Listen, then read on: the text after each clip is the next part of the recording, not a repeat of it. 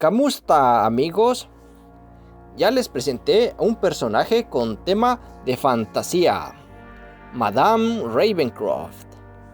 Ahora es el turno de uno con tema de ciencia ficción, la cual es mi favorita, por cierto.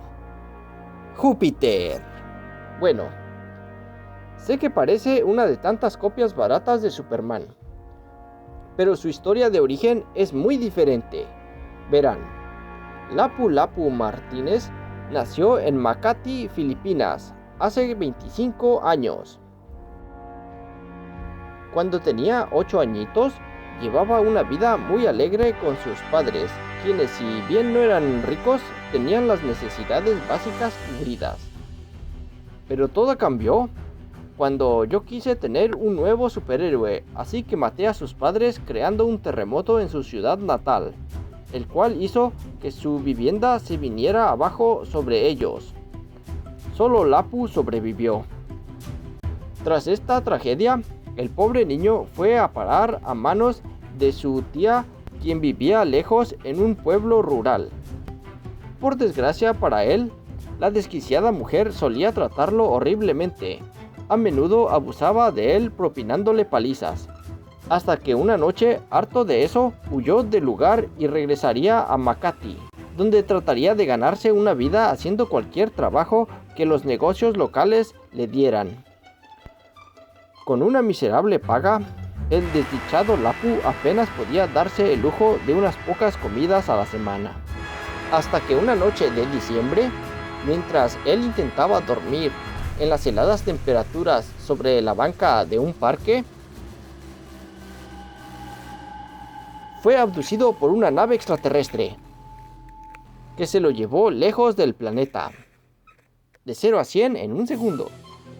Una vez dentro de la nave, muy asustado y confundido, se encontró encerrado dentro de una especie de celda de energía. Tras pasar unos momentos, se presentó ante él un alienígena. Su cara tenía 4 ojos con una enorme boca vertical con pequeños colmillos que separaba sus 2 pares de ojos, complementados por orejas de elfo, y una piel muy similar a la humana, pero gris y extremadamente lisa. El ser empezó a hablar en su idioma, mientras una especie de bocina fuera de la vista empezaba a traducir. Lapu estaba aterrado al ver la cara del alien al principio, pero se calmó un poco al ponerle atención. Así fue como se enteró de la razón por la que el ser espacial lo había abducido. Resulta que el alienígena se llamaba el General Tulakar, Tula, perteneciente a la raza de los Grimyar, originarios de un planeta del mismo nombre localizado al otro lado de la galaxia. Durante años, este mundo había sido disputado en una sangrienta guerra por 2 facciones de Grimyar, los Krets y los Dartam, y él pertenecía a esta última, y lo había capturado para obligarlo a unírsele en su guerra contra los Krets. Si él aceptaba, cuando termine la guerra lo devolvería a su hogar, y si no lo hacía, ordenaría que lo mataran en el acto. Dada la desfavorable naturaleza del trato, Lapu no tuvo de otra más que aceptar. Lo que el general Tula no le dijo fue que para convertirlo en un soldado, lo someterían a inhumanos experimentos genéticos, los cuales, aunque lo hicieron sufrir bastante por unas semanas, al final tendrían éxito, convirtiéndolo en un dios entre mortales. Esto era una experiencia nueva para él, una experiencia que empezó a disfrutar, como cualquier niño de 10 años haría al conseguir superpoderes, puesto que desde siempre había sido fan de las historias de superhéroes. Sus nuevas habilidades le gustaron tanto que todo el odio y rencor que tenía por sus captores casi desaparecen. Pero estos volverían a invadirle cuando los Dartam lo obligaron a pelear contra sus enemigos los Krets. Pero él no lo haría solo, pues no era el único ser que los Dartam habían secuestrado de sus mundos para convertir en supersoldados. En muchas misiones tuvo que unirse a un equipo de élite conocidos como los Gruntar, conformado por diferentes especies de distintos lados de la Vía Láctea, algo así como los Guardianes de la Galaxia. Solo que me dio flojera dibujarlos, quizás luego se los presente en otra ocasión. Como sea, tras 15 años de batallas que parecían interminables, los Dartham se levantaron victoriosos y se apoderaron del planeta entero. Para la sorpresa de Lapu, el general Tula cumplió su promesa y lo regresó de nuevo a la Tierra, justo en el mismo lugar donde lo habían abducido hace 15 años. Lapu sentiría gran gozo de regresar a su hogar. Lo que era mejor, ahora con sus superpoderes, vivir en la Tierra sería más placentero. Poco después conseguiría un trabajo en la construcción donde realizaba trabajos pesados con facilidad, debido a su poder, pronto convirtiéndose en el mejor trabajador del lugar, tanto que su patrón le daría un sustancial aumento. Con eso lograría conseguir un departamento que, si bien no era para nada lujoso, era bonito y acogedor. Atrás se habían quedado los días donde dormía en las bancas de los parques a merced del clima. A pesar de usar sus poderes para ganar dinero, trataba de no llamar mucho la atención, pues no estaba seguro de cómo lo tomaría la demás gente. Pero cuando se enteró por la televisión que la Tierra ya tenía metahumanos que servían como héroes, quienes de hecho eran muy admirados, o sea, las 7 virtudes, esto lo inspiraría a volverse un superhéroe él mismo. Así que creó su propio traje y adoptaría el alter ego de Júpiter, ya que también era gran fan de la mitología.